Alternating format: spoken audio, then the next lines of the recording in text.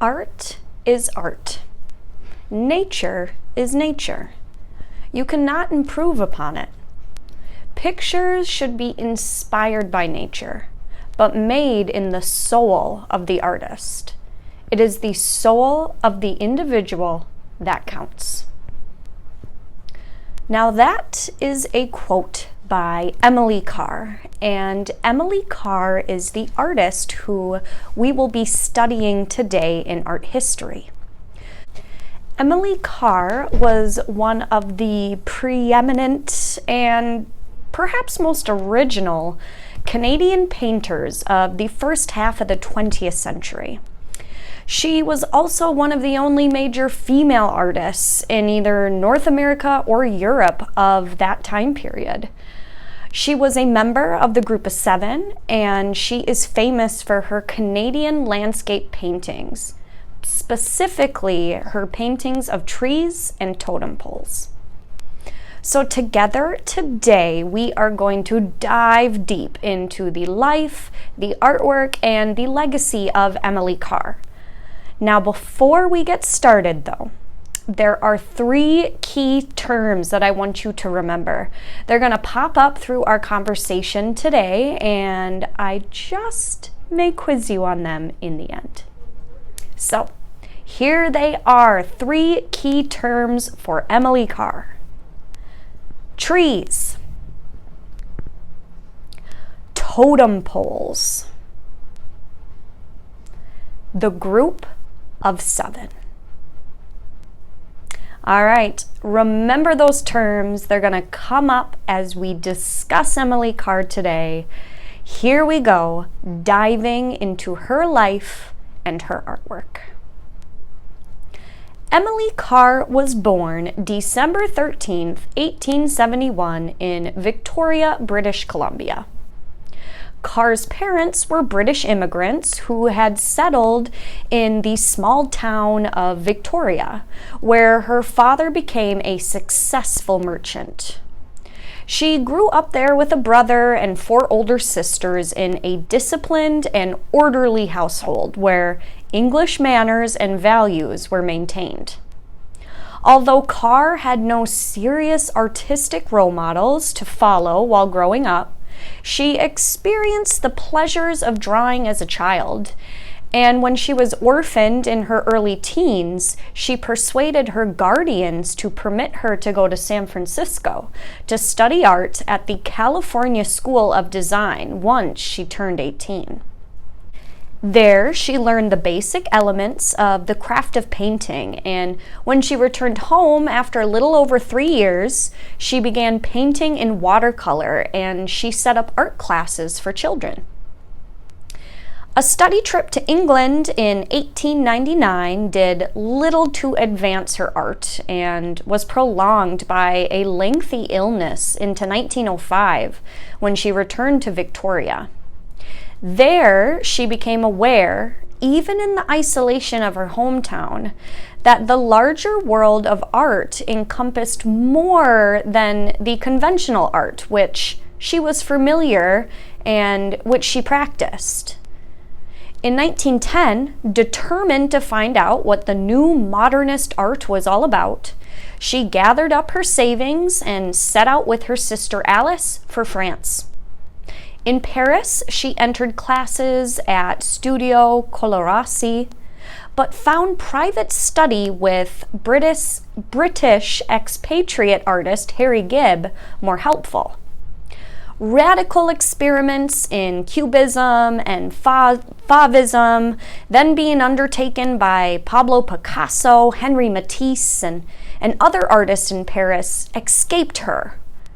But Emily Carr developed her own bold, colorful, post-impressionist style of painting, which she brought back to Victoria in 1912. Now, even before 1908, when she visited several southern Kawakuti villages, Carr had shown an interest in Aboriginal people. She loved their traditional culture and their material works, especially their houses, totem poles, and masks. At that time, indigenous culture was thought to be dying under the waves of white cultural encroachment on their lands, languages, and cultural practices. Despite Emily's keen interest in Aboriginal culture, Carr shared the prevailing attitude that this was an inevitable process.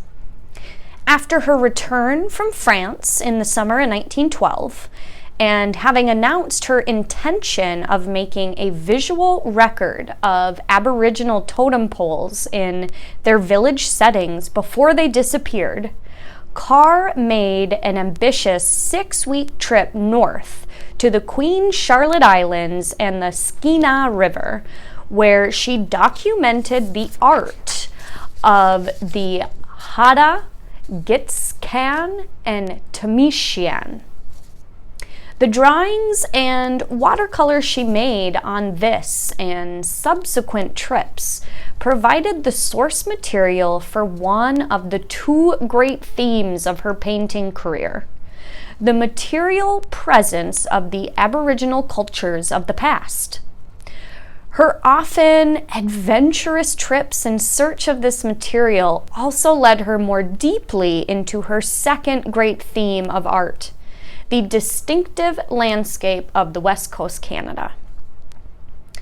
Emily Carr continued to paint in her vivid, painterly French style for about 10 years, producing small paintings that would have been seen as advanced in any part of Canada. But it was not the approach that was to lead her into the fullness of her achievement. By 1913, she had produced a substantial body of distinguished work, but dispirited by the absence of encouragement and support and unable to live by the sale of her art, she built a small apartment house in Victoria for income. She spent most of the next 15 years working a variety of jobs, such as a potter, a dog breeder, and a boarding house landlady. Carr was focused on paying for and managing the apartment and her life, painting little during this 15-year period. Now, the period of mature, highly original work on which Carr's reputation today rests commenced when Carr was already 57 years old. It was triggered by the discovery of her early work of indigenous subjects by a scientist carrying out his studies in British Columbia. He brought her paintings of Aboriginal themes to the attention of curators at the National Gallery of Canada in Ottawa, who were then in the process of organizing an exhibition of West Coast Aboriginal art. Carr was invited to participate in the exhibition and was sent a railway pass to go to Eastern Canada to attend the opening in November 1927. There, she met Lauren Harris and other members of the Group of Seven, which was then the leading art group in English-speaking Canada, who were known for their paintings of Canadian landscapes. They welcomed her into their company as an artist of their own stature. Their paintings of the rugged landscape of northern Canada impressed Emily greatly, as did their avowed intention to produce a distinctively Canadian art. She quickly snapped out of her feeling of artistic isolation on the West Coast and returned to painting with renewed ambition. Now, following her success in Eastern Canada and with Lauren Harris as her mentor, Carr began to paint the bold, almost hallucinatory canvases with which many people identify her. Paintings of Aboriginal totem poles set in deep forest locations or the sites of abandoned Indigenous villages. After a year or two, she left Aboriginal subjects to devote herself to nature themes. Emily Carr experienced an ecstatic identification with the spirit of nature, particularly as she found it in British Columbia. There, the cool, gray climate, the proximity of water, and most particularly the presence of trees offered her endless opportunity for artistic reflection and growth. Carr spent years investigating the forest, absorbing all she could of tree existence. Her journals are full of her communion with trees, her admiration of them, and ultimately her close identification with them. Because Carr wrote so much about her life and her artistic struggle, we can more readily see how she projected her feelings onto trees. Typically are her remarks. Trees are so much more sensible than people, steadier and more enduring. And I ought to stick to nature because I love trees better than people. From 1928 on, critical recognition and exposure in exhibitions of more than regional significance, like the National Gallery of Canada and the American Federation of Artists in Washington, D.C., began to come her way. There was even the occasional sale, though never enough to improve her financial situation. In full mastery of her talents and with deepening vision, she continued to produce a body of paintings freely expressive of the large rhythms of western forests, driftwood-tossed beaches, and expansive skies. Now, in 1937, Carr suffered her first heart attack, which marked the beginning of a decline in her health and a lessening of the energy required for painting. She began to devote more time to writing, an activity she had commenced many years before with the encouragement of Ira Dilworth, an educator and CBC executive. Now, her first book, Cly Wyke, a collection of short stories based on her experiences with Aboriginal people, was published in 1941, a year that also effectively marked the end of her painting career. The book won a Governor General's Award and was followed by the publication of 4 other books, 2 of them after her death. They are printed in more than 20 languages. They are today known in many parts of the world.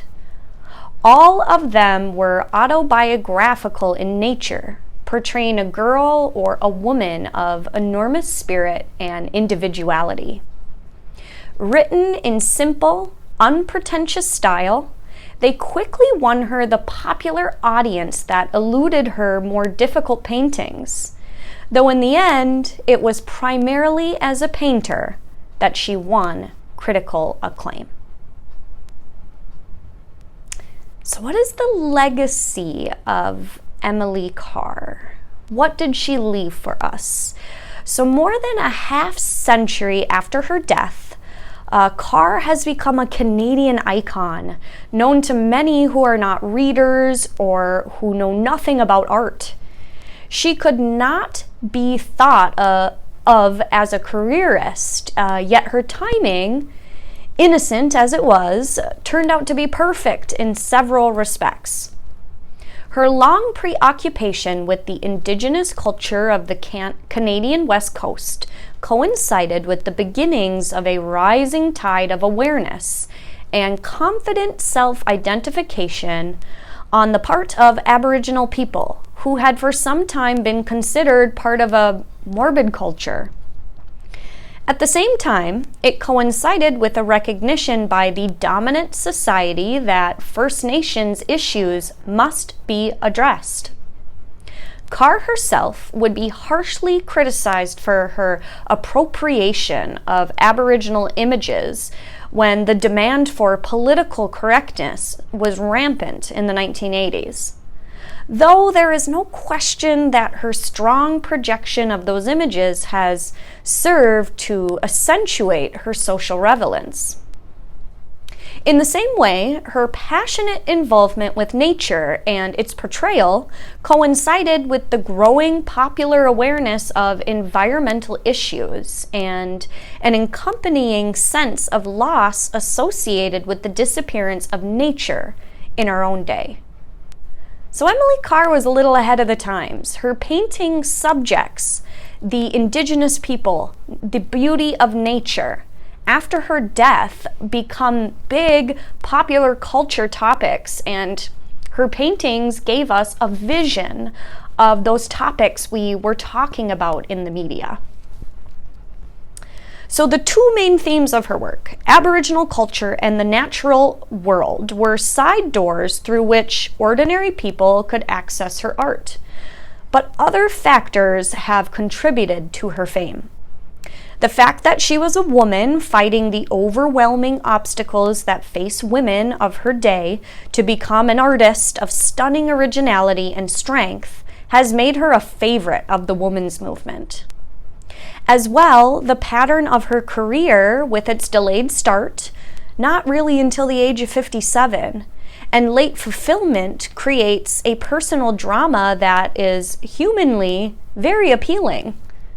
Still, such considerations sidestep the central fact that it was her qualities as a painter, qualities of painterly skill and vision, that enabled her to give form to a Pacific mythos that was so carefully distilled in her imagination. Even though we may never have visited the West Coast, we feel that we know it. We've been there through her art, through her paintings and visionary. Now, in the last 2 decades, Carr's appeal has extended beyond Canadian borders. While Emily Carr remains a national icon, she has now begun to be appreciated as an important 20th century artist, as witnessed by her inclusion in several recent major exhibitions. In early 2000, she was included alongside Georgia O'Keeffe and Frida Kahlo in a critically acclaimed touring exhibition titled Places of Their Own. Now, this was organized by the McMichael Canadian Art Collection, and more recently, an exhibition of 7 of her paintings from the permanent collection of the Vancouver Art Gallery were selected for display at Documenta, which is a prestigious international art showcase held every 5 years in Germany. So Emily Carr not only, lived this beautiful life as a painter, but well after her death continues to inspire us, continues to move us with just the beauty that she created and brought into this world. So thank you, Emily Carr.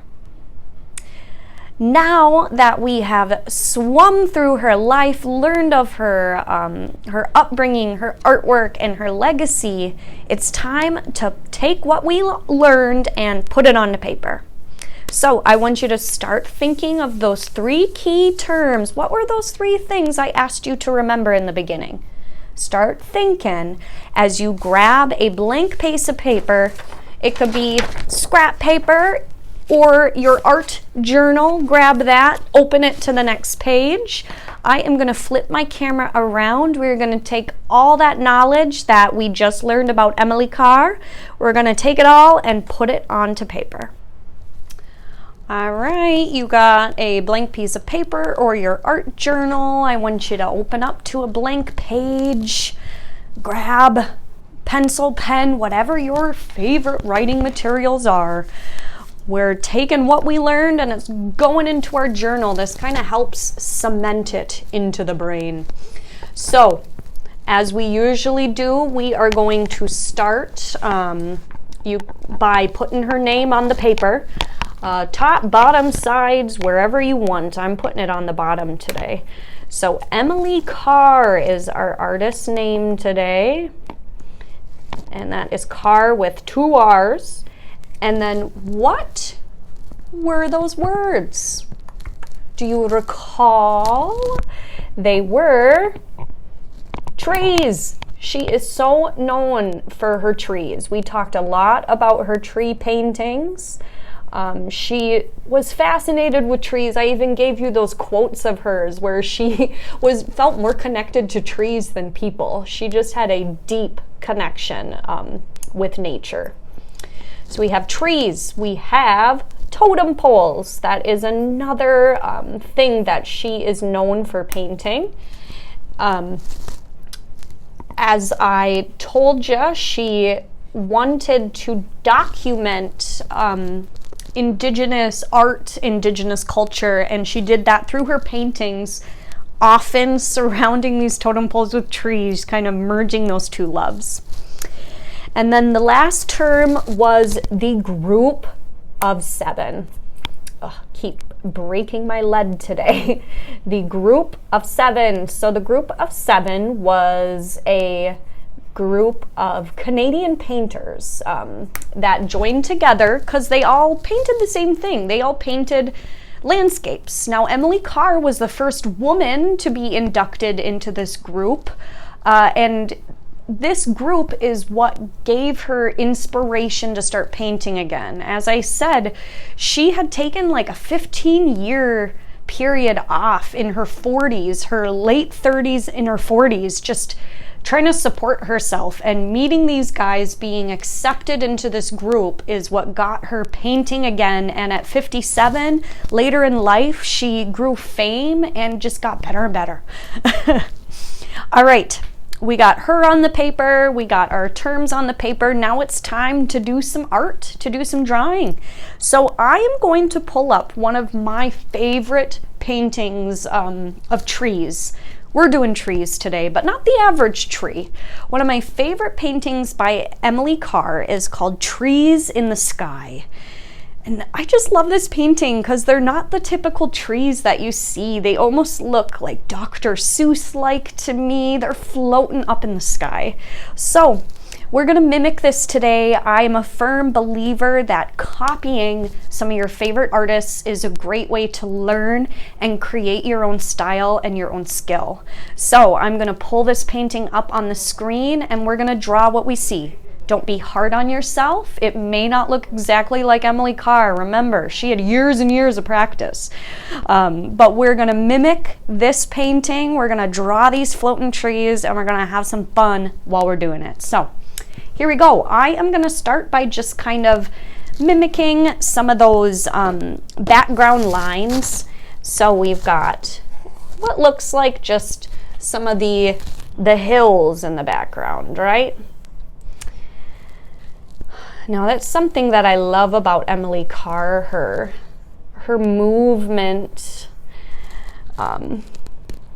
It's kind of that impressionist style, though she didn't quite necessarily call herself an impressionist. The way that she does her lines and the way that she shows you her impression, I kind of think she's an impressionist, but but yeah, as you're looking in this background, you will notice a lot of line, a lot of movement, so replicate that. And I'm using pencil today. You know, I do encourage you to grab your favorite color and materials and add some color into it if you'd like. Now, I'm going to ignore kind of those stumps at the bottom, and I'm just drawing those trees floating in the sky. So as you see, they're just kind of these very skinny tree trunks. And then on the top, it's just kind of like an upside down U. And I'm just going to fill that up with some lines, like so. I honestly don't know what kind of trees these are, if they are a real tree. I feel they are. She really painted a lot in nature. But, so how many different ones do we have here? There's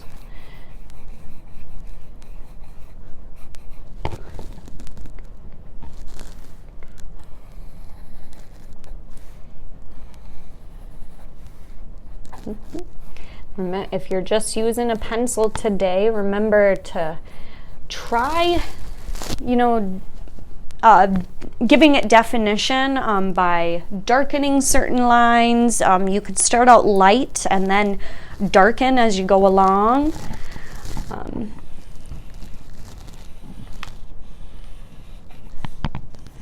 I'm making these trees nice and dark so they kind of stick out from my original lines.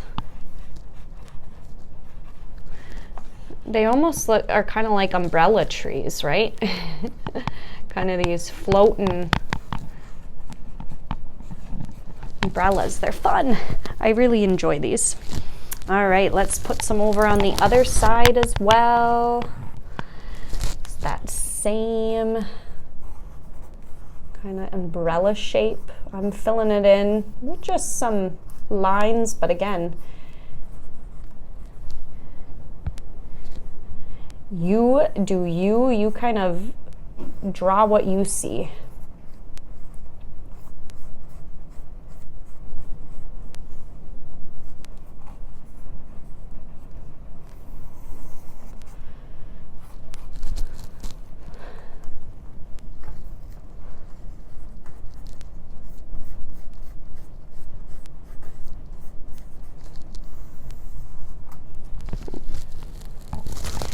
All right, I'm gonna draw one more big one up here.